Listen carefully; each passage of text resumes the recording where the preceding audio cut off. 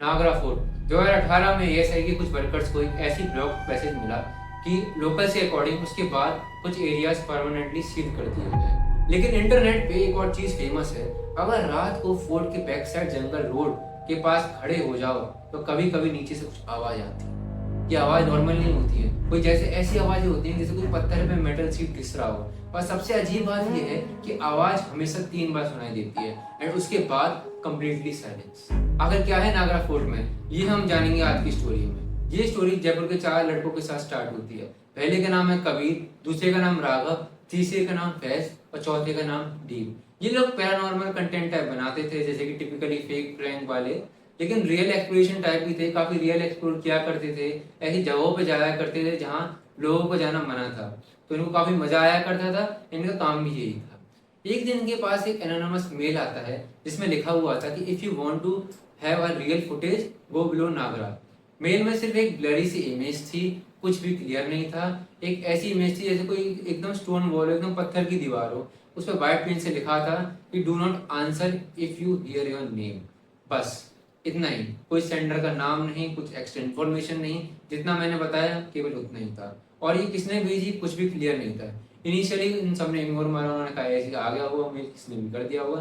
लेकिन जो दीप था वो थोड़ा ऑब्जेक्ट था, उसको काफी पसंद थी ऐसी कहानियां एंड उसको एक्सप्लोर करना काफी ज्यादा पसंद था। इस वजह से उसने बोला कि चलो चैनल के लिए कुछ नया कंटेंट मिलेगा। तो उसने ऑनलाइन फोरम्स में गया, रेडिट में गया, क्वेरा में गया और काफी लोकल कम्युनिटीज से उसने पूछा एंड काफी जाना एंड वो खाने लग गया कि नागरा फोर्ट है क्या एंड वहाँ पर क्या होता है। तो उसको पता लगा कि नागरा फोर्ट के नीचे कुछ टनल्स परमानेंटली क्लोज कर दिए गए। रीजन कुछ भी प्रॉपर नहीं मिला, कहीं भी मेंशन नहीं था। किसी ने लिखा कि भाई जो वर्कर्स थे वो काफी डिसअपियर हो गए, किसी ने लिखा जो वहाँ जो लोग गए थे वो खो गए। और एक काफी ओल्ड कमेंट पड़ा हुआ था जो कि इसमें केवल एक ही लाइन लिखी थी कि the sound inside isn't normal, isn't behave normally. तो ये दीप को ये जो बात थी उसको समझ नहीं आई। उसको ये समझ नहीं आया कि कहने का मतलब क्या है। अब ये जो लाइन थी the sound inside doesn't behave normally, ये लाइन दीप को बहुत हिट कर गई, बहुत वियर्ड सी लगी। बिकॉज उसने ऐसा पहली बार सुना था कि कोई ऐसी भी जगह है जहाँ पर ऐसी आवाजें आती हैं। गया तो वो काफी जगहों पे था, बट फिर भी इस जगह के बारे में इतनी कोई प्रॉपर इन्फॉर्मेशन नहीं थी और वो जानना चाहता था कि वहाँ पे है क्या। उसने कहा कि यार ये साउंड नॉर्मली बिहेव नहीं करता, इसका मतलब क्या है। तो वो काफी ज्यादा क्यूरियस था।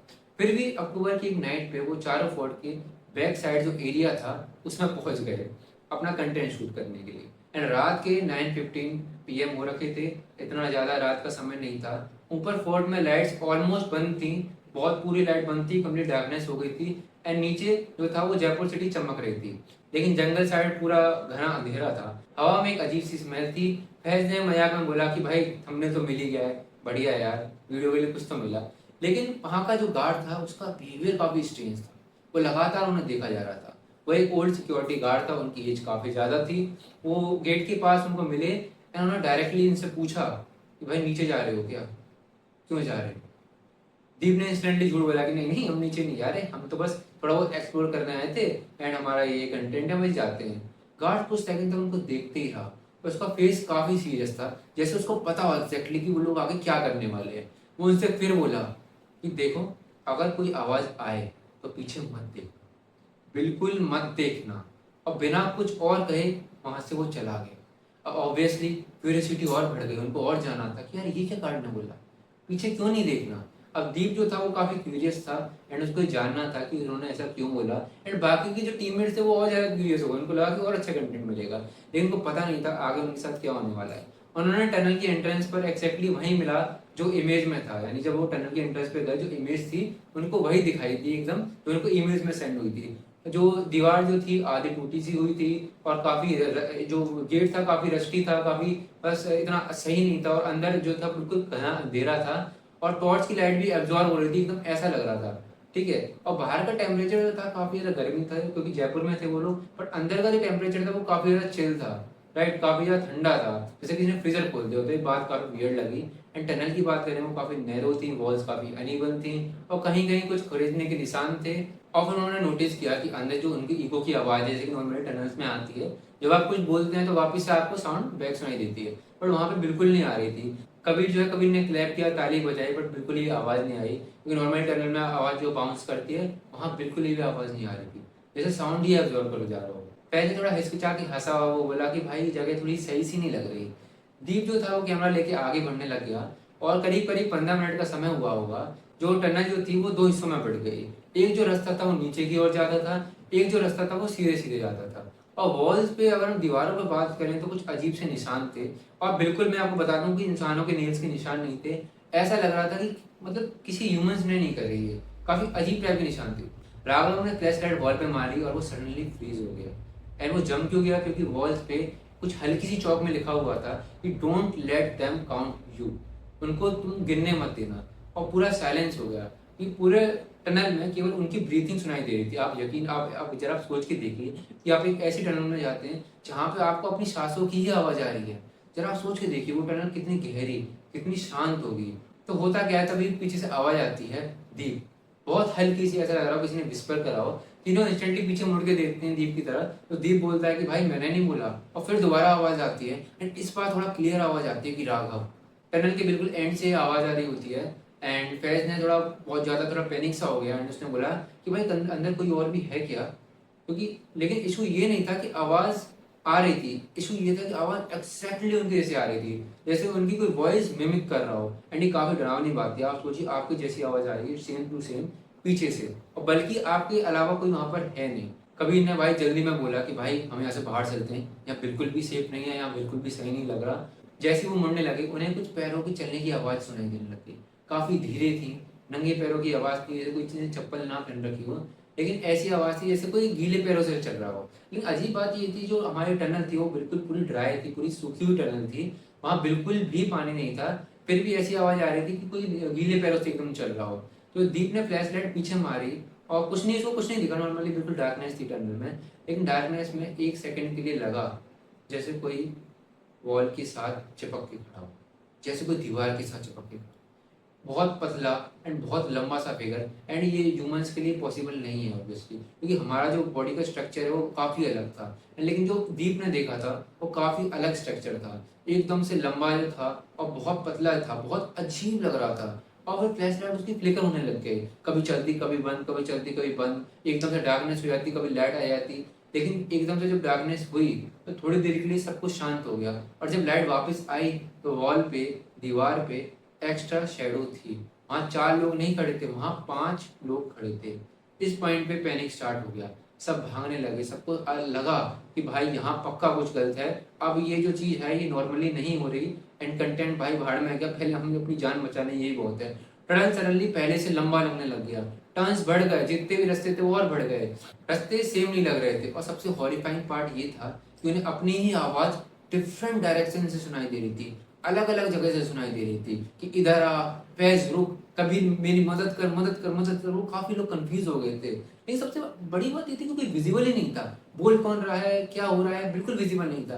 पर आवाज आ रही थी, पर आवाज इतनी रियल थी कि वो लोग एक दूसरे को ही पुकार रहे हैं। ऐसा लग रहा था कि टनल उनकी वॉइस रिकॉर्ड करके ही उन्हें ही सुना रहा है। राघव सबसे पहले पीछे था, उसने सडनली चिल्लाया और बोलता है कि भाई किसी ने मुझे टच किया गया। और उसके बाद पूरा सन्नाटा हो जाता है, बाकी 3 रुक गए, राघव बिल्कुल गायब हो गया। ना कोई चलने की आवाज, ना कोई चीखने की आवाज, कुछ भी नहीं। और जो कैमरा था ग्राउंड पे पड़ा हुआ था और रिकॉर्डिंग अभी भी चल रही थी। दीप ने जैसे जैसे कैमरा उठाया वो भी अंदर से डर गया था। अब उसकी उत्सुकता एकदम डर में बदल गई थी। अब वो यहाँ से बस जल्द से जल्द बाहर निकलना चाहता था। स्क्रीन की बात करें तो स्क्रीन पे एकदम स्टैटिक, कुछ भी नहीं था, कुछ हिल ही नहीं रहा था जब उसने कैमरे की स्क्रीन देखी। लेकिन उसी स्टैटिक के बीच में एक कुछ इंसान सा दिखाई दिया उनको कैमरे के बीच में, एकदम लंबा सा, एकदम डार्कनेस सी, बिल्कुल वही इंसान जो इनको पहले दिखा था दीवार से चिपका हुआ। एंड एक बात और थी, वहां पे काफी फुटप्रिंट्स थे, वहां पे काफी हाथों के प्रिंट्स थे, जैसे कि किसी ने हाथों के निशान लगाए हो वॉल पे, जैसे लोग बाहर निकलने की कोशिश कर रहे हो। पर सडनली फिर टनल में से एक अजीब सी मेटल घिसने की आवाज आने लग गई। एंड वो और ज्यादा बढ़ती गई, और ज्यादा बढ़ती गई, एंड वो उनके पास आती गई। तीनों जान बचा के भागे एंड फाइनली वो बाहर एस्केप कर पाए। लेकिन जब वो फोड़ के बाहर गए, जब वो बाहर सड़क पे गए तो गार्ड वहीं खड़ा था। एंड उसको पता था कि क्या हुआ, क्योंकि उससे पहले भी बहुत लोग वहां जा चुके थे, उनके साथ यही इंसिडेंट हुआ था, सेम जगह। गार्ड पूछता है कि चौथा कहाँ है? दीप एकदम डर जाता है, वो कहता है चौथा कहाँ है? वो तुरंत पीछे देखता है, वो बोलता है कि यार ये तो अंदर ही रह गया। गार्ड का एक्सप्रेशन तुरंत चेंज हो गया, उसका एक्सप्रेशन एकदम डर में बदल गया, वो एकदम डर गया था। ऐसा उसको डर लग रहा था कि जैसे उसका कोई पुराना डर वापस आ गया। उसको लग रहा था कि 30 साल 40 साल पहले जो उसके साथ हुआ था बिल्कुल वैसा ही इनके साथ हुआ हो। तो गार्ड बोलता है कि फिर तुम लोग वहां से कैसे बच गए। नेक्स्ट मॉर्निंग पुलिस आती है तो टनल है वो ऑफिशियली क्लोज हो चुकी होती है और उसको अनसेफ डिक्लेयर कर दिया जाता है एंड उसको सील कर दिया जाता है। बट हैरानी की बात यह है, ना तो राघव मिलता है ना उसकी बॉडी मिलती है, कुछ भी नहीं। तो राघव गया क्या था एंड उस टनल के अंदर क्या था ऐसा कि वहाँ पे लोग जाने से डरते हैं? क्या यही वो रीजन था? इंटरनेट पे कोई भी इंफॉर्मेशन से नहीं रखी हुई थी क्योंकि वहाँ पे लोग जानते थे कि अगर कोई टनल में गया तो शायद वापस लौट के ना। लेकिन 2 वीक बाद जब दीप ने रॉ फुटेज एडिट करने के लिए अपना कैमरा उठाया एंड वो एडिटिंग करने लग गया एंड वो जब देखने लगा तो उसको टनल में एंटर करते हुए कुछ दिखा। जब वो फुटेज एडिट कर रहा था उसको टनल में एंटर करते हुए कुछ दिखा। कैमरा सडनली कुछ सेकंड के लिए पीछे जंगल की साइड कैप्चर करने लग गया। एंड हैरानी की बात यह है उन्होंने जंगल के पीछे की साइड कभी कैप्चर नहीं किया था बट कैमरा जंगल के पीछे की साइड कैप्चर करने लग गया एंड उनको दिखा वही फिगर जो वहां पे खड़ा हुआ था। उन्होंने देखा कि वही लंबा सा फिगर बिल्कुल जहाँ खड़ा हुआ था। और पता है सबसे हैरानी की बात क्या थी, जो डरावनी बात क्या थी, कि वो धीरे धीरे उनके पीछे चल रहा था। जैसे ही वो टनल में एंटर करे वो उनके पीछे ही था, वो टनल के अंदर कभी आया ही नहीं था। And before any of them even go inside. ये कहानी हमें ये बताती है कि हमें कुछ कुछ चीज़ों पर विश्वास करना चाहिए। हर चीज़ एक अंधविश्वास नहीं होती। जो भी आप इंटरनेट पे देखते हैं मान सकते हैं कि इसमें कुछ फेक हो सकता है, लेकिन कुछ चीज़ ऐसी रियल होती हैं एंड कुछ जगह ऐसी होती हैं जहाँ पे आपको कभी भूल के भी नहीं जाना चाहिए। ऐसी अगर आपको और हॉरर स्टोरीज सुननी है तो आप इस चैनल को सब्सक्राइब कर सकते हैं। एंड एक और बात, अगर आपके पास कोई स्टोरी है, अगर आपके पास कोई टॉपिक है ना आप चाहते हैं कि मैं उस टॉपिक को बोलूं तो आप उस टॉपिक का नाम कमेंट में लिख सकते हैं, मैं उसको रीड करूंगा एंड अगली वीडियो उसी पे आएगी। Thank you very much for watching guys.